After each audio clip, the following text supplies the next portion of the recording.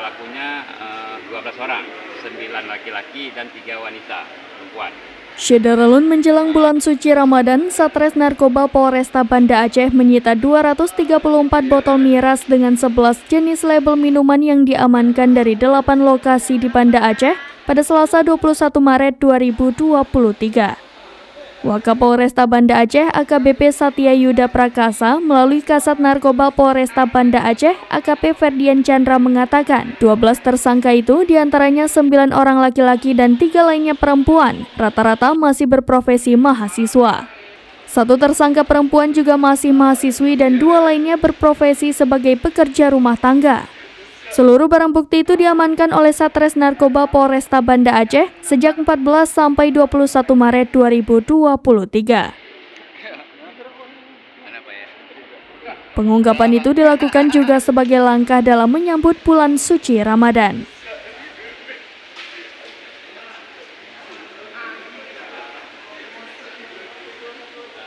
Penyelidikan undercover buy dengan cara menyamar sebagai pembeli.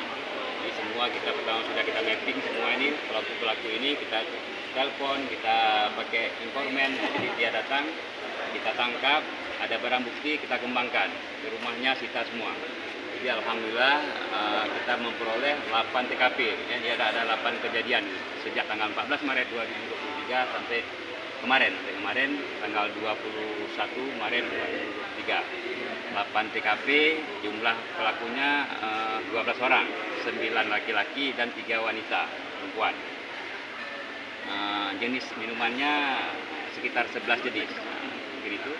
Ini barangnya Pak milik mereka atau milik mereka? Jadi mereka ada yang menggunakan ekspedisi, sedang kita kembangkan nih apakah ekspedisi ini tahu atau tidak tahu. Kemudian ada juga langsung belanja ke Medan, ke Sumatera Utara.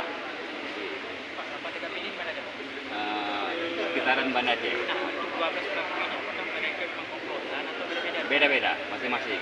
Berbagai wira swasta, ada yang juga mahasiswa, ada beberapa. Berarti satu jaringan gitu? Enggak, beda-beda. Tidak ada yang terhubung.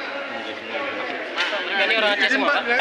Dari Banda Aceh, Indra Wijaya, serampinews.com.